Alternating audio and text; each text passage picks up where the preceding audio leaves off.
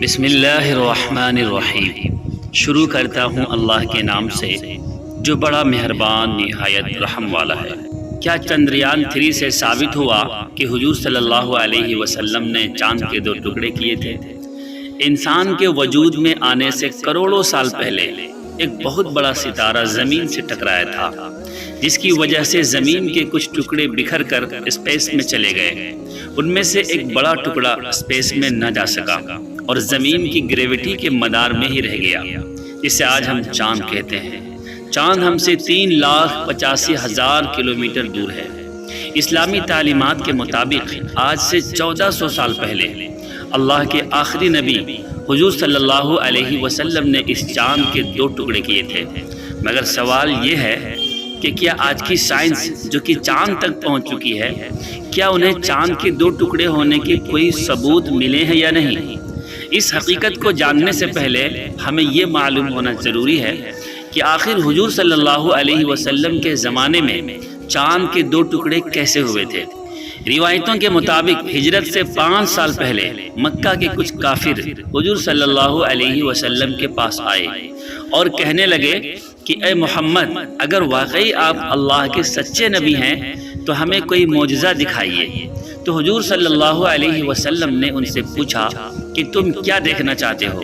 تو ان لوگوں نے سوچا کہ کیوں نہ ہم محمد صلی اللہ علیہ وسلم سے کوئی ایسا کام کروائیں کہ جو بالکل ناممکن ہو، تاکہ پھر ہم انہیں جھوٹا کہہ کے لوگوں میں بدنام کریں۔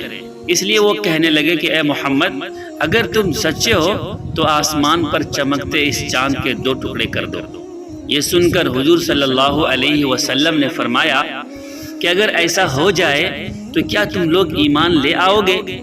تو وہ لوگ کہنے لگے کہ ہاں، کیوں نہیں، لیکن ہمیں یقین نہیں کہ تم ایسا کر پاؤ گے۔ تو اس کے بعد حضور صلی اللہ علیہ وسلم نے جیسے ہی ہاتھ اٹھا کر اللہ سے دعا کی اور پھر اپنی انگلی سے چاند کی طرف اشارہ کیا تو اچانک چاند بیچ سے پھٹنے لگا اور دیکھتے ہی دیکھتے اس کے 2 ٹکڑے ہو گئے۔ چاند ٹوٹ کر 2 ٹکڑے ہوا اور پھر اچانک وہ دونوں ٹکڑے ایک دوسرے سے دور جانے لگے، یہاں تک کہ وہاں کھڑے لوگوں نے دیکھا کہ چاند کا ایک ٹکڑا ہررا پہاڑ کے ایک طرف تھا اور دوسرا ٹکڑا دوسری طرف۔ وہاں کھڑے سبھی لوگوں نے یہ منظر صاف طور پر اپنی آنکھوں سے دیکھا اور پھر حضور صلی اللہ علیہ وسلم نے فرمایا کہ اے لوگوں، دیکھ لو، یاد رکھنا اور تم سب گواہ رہنا۔ اس کے بعد آپ صلی اللہ علیہ وسلم نے اپنی انگلی سے چاند کی طرف اشارہ کیا اور پھر دیکھتے ہی دیکھتے چاند پہلے کی طرح آ کر جڑ گیا۔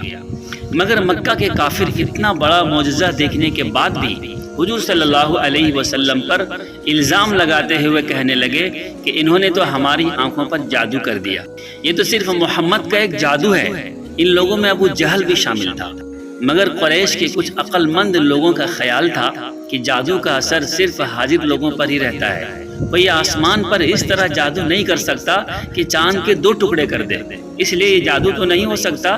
لہٰذا انہوں نے طے کیا کہ جو لوگ دوسرے علاقوں اور ملکوں میں گئے ہوئے ہیں، جب وہ سفر سے مکہ واپس آئیں گے تو ان سے پوچھیں گے کہ کیا انہوں نے بھی دوسرے شہروں میں چاند کو 2 ٹکڑے ہوتے دیکھا؟ اگر انہوں نے گواہی دے دی تو محمد یقیناً سچے نبی ہیں۔ لہٰذا جب قافلے واپس آئے اور ان سے پوچھا گیا تو انہوں نے بھی اقرار کیا کہ ہاں، ہم نے بھی اس دن چاند کو 2 حصوں میں بانٹتے دیکھا تھا۔ لیکن قریش کے کچھ ہٹ دھرم لوگوں نے اس کی یہ تعویل نکالی کہ جادو دراصل پورے آسمان پر کیا گیا تھا، اس لیے جس نے بھی چاند کو جہاں سے بھی دیکھا انہیں وہ جادوئی منظر نظر آیا۔ اس تعویل کے بعد کچھ ہی لوگ حضور صلی اللہ علیہ وسلم پر ایمان لائے اور باقی گمراہی میں ہی پڑے رہے۔ کفار مکہ کی طرح بعد میں آنے والے کچھ منکروں نے بھی چاند کے 2 ٹکڑے ہونے کے اس واقعے کو جھوٹا ثابت کرنے کی بہت کوشش کی اور اس واقعے پر کئی طرح سے اعتراض کیے، جن میں زیادہ تر یہ کہا گیا کہ اگر چاند کے 2 ٹکڑے ہوئے تھے تو آخر اس وقت یہ منظر دوسرے شہروں و ملکوں میں نظر کیوں نہیں آیا؟ دوستو، اس اعتراض کا ایک جواب تو اوپر کی حدیث میں ہی موجود ہے کہ جب قافلے والے مکہ شہر لوٹے تو انہوں نے اس بات کا اقرار کیا کہ چاند کے 2 ٹکڑے ہونے کا منظر دوسرے ملکوں میں بھی نظر آیا تھا۔ اور دوسرا جواب یہ ہے کہ جب کچھ علاقوں میں چاند نکلتا ہے تو اس وقت دنیا کے بہت سے علاقوں میں رات نہیں ہوتی بلکہ دن ہوتا ہے۔ اسی طرح بہت سے علاقے ایسے ہوتے ہیں کہ جہاں ہمیشہ آسمان پر بادل ہی چھائے رہتے ہیں، ان علاقوں میں صاف آسمان بہت کم نظر آتا ہے۔ اس لیے اس وقت چاند کے دو ٹکڑے ہونے کا یہ معجزہ انہی لوگوں کو نظر آیا ہوگا کہ جن کے علاقے میں آسمان صاف تھا اور وہ لوگ آسمان کی طرف دیکھ بھی رہے تھے۔ دوستو، تاریخ کی کتابیں اگر کھنگالی جائیں تو معلوم ہوتا ہے کہ اس وقت چاند کے دو ٹکڑے ہونے کا منظر بہت سے ملکوں میں دیکھا گیا اور لوگوں نے اسے کچھ کتابوں میں لکھ کر محفوظ بھی کیا، جن میں ہندوستان سب سے آگے ہے۔ انڈونیشیا کے ایک علاقے مالابار کے بادشاہ نے چاند کی دو ٹکڑے ہوتے دیکھا تھا، اس کا نام چکرورتی فارمس تھا۔ اس بادشاہ نے اس واقعے کو ایک دستاویز کی شکل میں لکھوا کر شاہی خزانے میں محفوظ کر لیا تاکہ اس واقعے کی اچھے سے تحقیق کی جا سکے اور بعد میں آنے والے لوگوں کو معلوم ہو کہ اس بادشاہ کے وقت میں چاند کے دو ٹکڑے ہوئے تھے۔ اس دستاویز کی کاپیاں آج بھی لندن کی آکسفورڈ یونیورسٹی کے لائبریری میں رکھی ہوئی ہے اور اس کے ریکارڈ آج بھی موجود ہیں۔ اسی طرح اس وقت ہندوستان کے ایک راجا چیرامن پیرومل نے اس رات اپنے محل سے چاند کو دو حصوں میں بٹتے دیکھا تھا اور بعد میں ان دونوں بادشاہوں نے جب تحقیقات کروائی تو انہیں معلوم ہوا کہ عرب ملک کے مکہ شہر میں اللہ کی طرف سے بھیجا ہوا ایک نبی آیا ہے، اسی کی انگلی کے اشارے پر چاند کے دو ٹکڑے ہوئے۔ تو یہ سنتے ہی وہ دونوں بادشاہ مسلمان ہو گئے اور ان میں سے ایک نے تو حکومت چھوڑ کر حضور صلی اللہ علیہ وسلم سے ملنے کے لیے عرب کی طرف سفر شروع کیا، لیکن راستے ہی میں اس بادشاہ کی وفات ہو گئی۔ اسی طرح ہندوستان کے الور میوزیم میں پتھر پر ایک بہت پرانی تصویر بنی ہوئی ہے جس پر لکھا ہے کہ یہ تصویر اس وقت بنائی گئی تھی جب چاند کے دو ٹکڑے ہوئے تھے۔ آپ گوگل پر سرچ کر کے یہ سبھی چیزیں معلوم کر سکتے ہیں۔ دوسری طرف سائنس کی نئی تحقیقات سے یہ بات بھی پوری طرح ثابت ہو چکی ہے کہ چاند کے بیچ ایک لکیر بنی ہوئی ہے۔ ابھی کچھ سال پہلے ناسا نے چاند کی جو تصویر جاری کی تو اس میں اس بات کا صاف اقرار کیا کہ چاند کے بیچ ایک درار سے بنی ہوئی ہے اور وہ درار پورے چاند کے ہر طرف گھومتی ہوئی ایک دوسرے سے ملتی ہے۔ ایسا لگتا ہے جیسے کئی سو سال پہلے چاند کے دو ٹکڑے ہوئے۔ سائنسدانوں کا کہنا ہے کہ چاند کی سطح اس لکیر کی طرف سمٹ رہی ہے اور چاند مسلسل کئی سو سالوں سے اس درار کے گیپ کو بھرنے میں مصروف ہے۔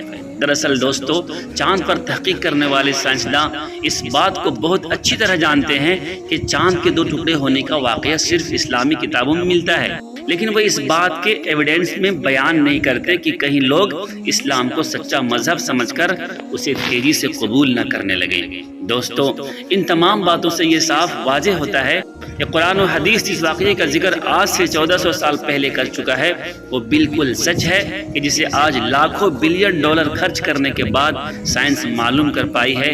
یہ نہ صرف قرآن و حدیث بلکہ آخری نبی حضور صلی اللہ علیہ وسلم کی بھی حقانیت کی صاف دلیل ہے۔